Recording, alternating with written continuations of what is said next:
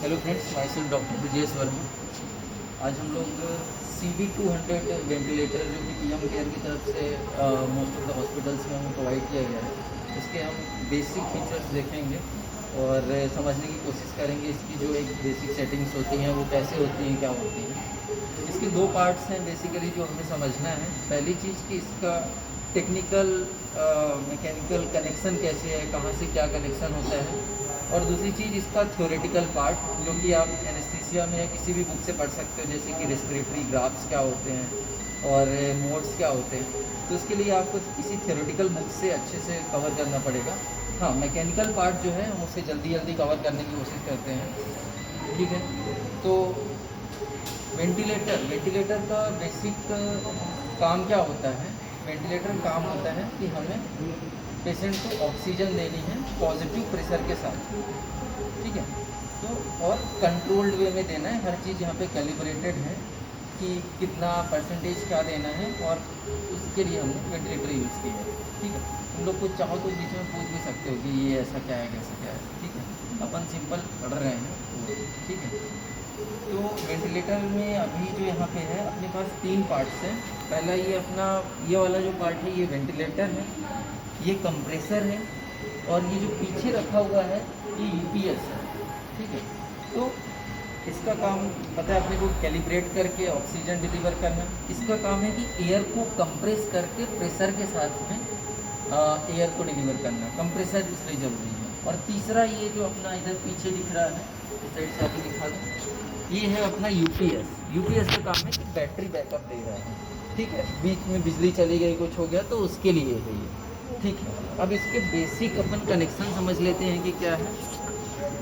इधर आ जाओ, पीछे की तरफ देखो। ये वेंटिलेटर में सबसे इम्पोर्टेंट है ये ऑक्सीजन वाली वाइट जो है, ये ऑक्सीजन ट्यूब है, ये यहाँ ऑक्सीजन पोर्ट से कनेक्ट है, तो ये ऑक्सीजन सप्लाई हो गई। दूसरा ये क्या है, ये एयर के लिए है। ये कहाँ से आती है? ये कंप्रेस्ड एयर है, कंप्रेसर से आती है, और ये कंप्रेस्ड एयर इधर वेंटिलेटर में आ रही है, ठीक है। 2 कनेक्शन ये हो गए। तीसरा इसका इलेक्ट्रिसिटी कनेक्टेड है। ये जो इलेक्ट्रिसिटी वाला वायर है इसको अपन ने कहाँ कनेक्ट किया? UPS में, बैटरी बैकअप के लिए।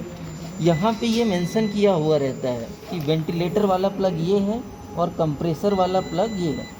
एक केबल जो तार की है वो कंप्रेसर से आएगी और वो यहाँ लगेगी, और एक वेंटिलेटर से है वो यहाँ आके वेंटिलेटर पे, और दोनों का जो UPS से है एक तार निकलेगा, ये जो UPS से निकल के जा रहा है ये यहाँ इलेक्ट्रिसिटी में।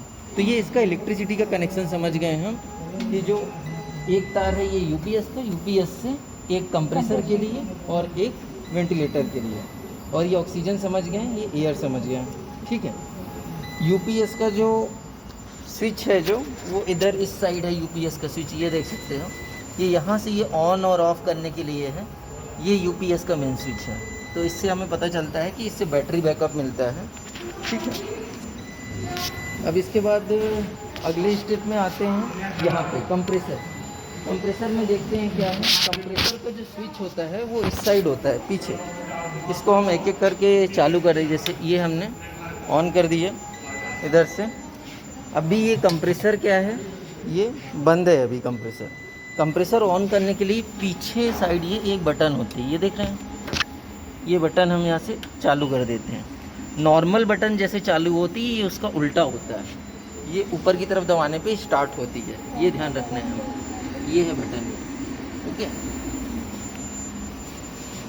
ये कंप्रेसर ये अपना यहाँ पे ये चालू हो चुका है, ठीक है। ये इसमें प्रेशर दिखा रहा है, ये कंप्रेसर चालू हो गया है, ठीक है। अभी इसके बाद अगला अब अपन वेंटिलेटर की तरफ आते हैं। अच्छा, कंप्रेसर का एक पार्ट और होता है, ये देख रहे हो, ये पकड़ो यहाँ पे तो। ये जो है ये इसका एयर का फिल्टर लगा हुआ है, इसको डेली क्लीन करना चाहिए। ये एयर फिल्टर ये यहाँ से खुल जाता है ना, ये फिल्टर लगा हुआ है तो ये खुल जाता है, इसको डेली क्लीन करना चाहिए। तो ये तो एयर का फिल्टर हो गया, ठीक है।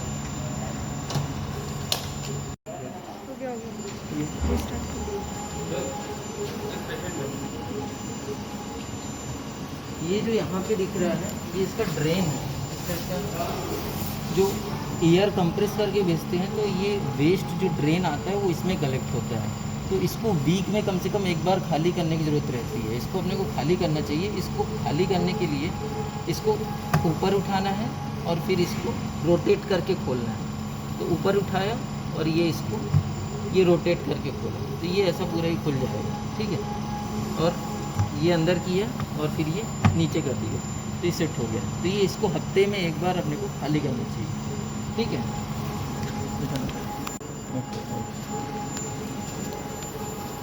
ओके, तो नेक्स्ट पार्ट है अपना वेंटिलेटर। वेंटिलेटर की सर्किट समझ लेते हैं पहले। ये है पेशेंट इन, ये वेंटिलेटर इन, ये यहाँ पर टेस्ट लंग लगा हुआ है, ठीक है। और ये यहाँ पे बीच में सेंसर लगा हुआ है, ये है सेंसर, ठीक है। सेंसर में अपने को ध्यान रखना है कि ये जो ब्लू वाला पार्ट है वो पेशेंट साइड होना चाहिए, वाइट वाला वेंटिलेटर के साइड में होना चाहिए। और ये जो सेंसर का दूसरा पार्ट है ये यहाँ आके कनेक्टेड है।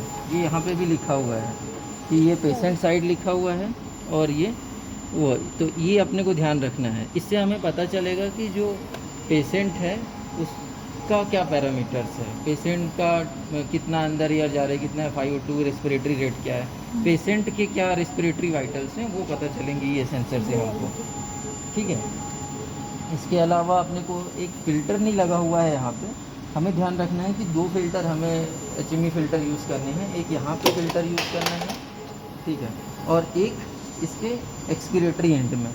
ये वाला जो होता है ये इंस्पिरेशन है, ये पेशेंट की तरफ जाता है, एयर यहाँ से निकलेगी और इससे पेशेंट की तरफ जाएगी। और ये एक्सपिरेटरी है, पेशेंट से जो हवा आएगी वो इससे बाहर निकलेगी। तो एक फ़िल्टर यहाँ पे होता है और एक फ़िल्टर यहाँ पे होता है, HME फ़िल्टर, ठीक है। क्यों होना चाहिए फ़िल्टर? जिससे कि इन्फेक्शन और जो इम्प्यूरिटीज़ हैं वो पेशेंट के अंदर नहीं जाए, और यहाँ पे इसलिए होती है कि वेंटिलेटर के अंदर नहीं जाए। वो HME फ़िल्टर राउंड शेप, हाँ राउंड शेपेड है,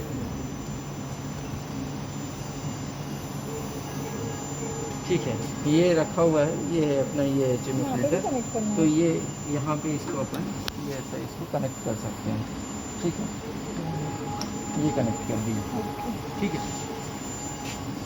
अब वेंटिलेटर को स्टार्ट करने के लिए ये जो ऑन वाली बटन है इसको थोड़ा लॉन्ग प्रेस करके रखना है, ठीक है, ठीक है। ये यहाँ पे टच स्क्रीन भी है और इससे भी नॉब से भी ऑपरेट कर सकते हो। तो एडल्ट पेशेंट है, वेट मान लेते हैं 60 kg है और ये स्टार्ट कर दिया। ये अभी अपने सामने स्क्रीन आ गई है। ये अभी स्टैंड बाई मोड पे है और ये इसकी डिफ़ॉल्ट सेटिंग्स है। स्टैंड बाई मोड मतलब कि अभी आप सेटिंग कर सकते हो उसमें जो भी है, ठीक है। कोविड में सबसे ज़्यादा जो यूज़ हो रहा है वो हो रहा है NIV, ठीक है। तो NIV के लिए क्या सेटिंग्स करना चाहिए वो देख लेते हैं। सबसे पहले जो सेटिंग करना है वो है मोड। ये डिसाइड करना है कि हमें कौन से मोड में रखना है, ठीक है। इसमें टोटल 8 मोड्स दिए हुए हैं। तो अभी इसमें NIV के लिए जो सबसे प्रिफरेबल होता है वो है PSB, प्रेशर सपोर्ट वेंटिलेशन होता है। CPAP जो होता है ये सबसे इम्पोर्टेंट होता है। तो सेलेक्ट करने के लिए हमें क्या करना है, इसको प्रेस कर दिए तो ये सेलेक्ट हो गया, ठीक है। अब इसके बाद अगला क्या होता है, FiO2 ध्यान देना है। FiO2 के लिए यहाँ पे अलग से दिया हुआ है, अधिकतर वेंटिलेटर्स में इसी में रहता है। इसमें अलग से नॉब दिया हुआ है FiO2 सेट करने के लिए। 21 से लेके 100 तक के लिए है, मतलब कि कितने % ऑक्सीजन हमें देना है। तो ये जब भी हम स्टार्ट करते हैं तो जनरली 100% से करते हैं। मोड ले लिया CPAP, प्रेशर सपोर्ट वेंटिलेटर, ठीक है। और इसके अलावा फिर अगला आता है, यहाँ से चालू करते हैं। प्रेशर सपोर्ट कितना रखना है? प्रेशर सपोर्ट का मतलब होता है कि जब पेशेंट खुद से एयर को इनहेल करेगा तो वेंटिलेटर जो है उसको कितना एक्स्ट्रा पुश देगा, ठीक है। तो ये प्रेशर सपोर्ट जनरली हम सेलेक्ट कर लेते हैं 5 प्रेशर सपोर्ट सेलेक्ट कर लिए। और ये T इंस्पिरेशन का टाइम है 1.2 1.3, ये उसके अकॉर्डिंग ले सकते हैं। और इसके बाद पीप इम्पॉर्टेंट है, पीप और प्रेशर सपोर्ट ये 2 इम्पॉर्टेंट है। ये हमें 5 से चालू करना है, 5 तो ये 2 प्रेशर ऐड करके हो गया 10 एंड 5 पीप, ठीक है। दोनों को ऐड करके हो गया 10, तो ये अभी 10 पे सेट हो गया। और इसके बाद ये है प्रेशर लिमिट, मतलब कि इससे ज़्यादा ये डिलीवर नहीं करेगा, 40 टोटल प्रेशर है। और ये होता है प्रेशर ट्रिगर, मतलब कि कितना निगेटिव प्रेशर जनरेट होगा जिस पे कि वेंटिलेटर उसको डिटेक्ट कर लेगा और ट्रिगर कर देगा ब्रीदिंग को। तो ये ट्रिगर प्रेशर होता है, इसको जनरली अपने को 2 to 3 कम रखना होता है, जिस पे कि वो सेंस कर ले, ब्रीथ को स्टार्ट कर दे। ट्रिगरिंग के लिए होता है एक तरीके से। ठीक है, ये सेटिंग्स हो गई हैं। इसके अलावा और क्या चीज़ ध्यान में रखनी होती है, इसके जो अलार्म्स की सेटिंग होती है वो जनरली ध्यान में रखनी होती है। तो अलार्म की सेटिंग में अलार्म इवेंट्स में जाना है और यहाँ पे अलार्म की जो लिमिट्स हैं वो सेट करनी है। तो इसमें FiO2 ठीक है 121 ME, मतलब कि एक्सपिरेटरी जो वॉल्यूम है जो पेशेंट एक्सेल कर रहा है उसकी हाई लिमिट और लो लिमिट है। जनरली पेशेंट का क्या होता है, मास्क से लीक होता है, तो लीकिंग वाली कंडीशन में सही रीडिंग नहीं देगा तो वो बार बार लो ME दिखाते रहेगा। तो उसके लिए हम ये लो लिमिट को 0 कर देते हैं। ठीक है, ये सेट हो गया, लो लिमिट हाई लिमिट इसकी सेट हो गई। ओके, इसी तरीके से अपन बाकी चीज़ें भी कर सकते हैं। FiO2 लो लिमिट हाई लिमिट, तो वो अपन सेट कर सकते हैं यहाँ से अलार्म सेटिंग्स में।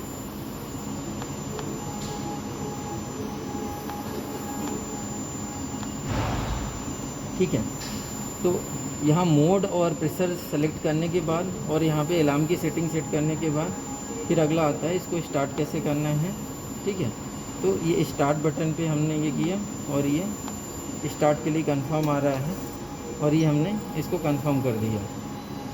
ठीक है, और ये FiO2 दिखा रहा है सेंसर, ये उससे ये यहाँ पेशेंट के वाइटल्स हैं, ये जो दिख रहे हैं ये सेंसर से जो हमें वाइटल्स मिलेंगे ये जो हैं वेंटिलेटर कितना दे रहा है और ये पेशेंट से जो हमें इनपुट्स मिल रहे हैं वो हैं।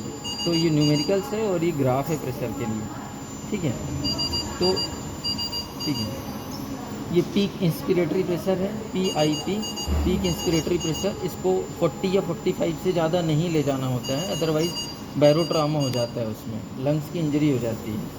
VTE मतलब कि जो एक्सपिरेटरी टाइडल वॉल्यूम या तो इन टाइडल वॉल्यूम जो होता है नॉर्मली 500 होता है पेशेंट में, तो पेशेंट कितना अभी वॉल्यूम एक्सेल कर रहा है वो। ये FiO2 अभी 100% डिलीवर हो रहा है, ये अपन ने यहाँ से 100 सेट किया है और पेशेंट को भी 100 जा रहा है। तो ये पेशेंट के वाइटल्स हैं, ये ग्राफ दिख रहा है और ये यहाँ पे हमने क्या सेट किया है वो दिख रहा है। इसके अलावा और भी अलग अलग मोड हैं। सबसे कॉमन जो सेटिंग है जो कि होना चाहिए एक NIV पेशेंट में, वो अभी सामने दिख रही है।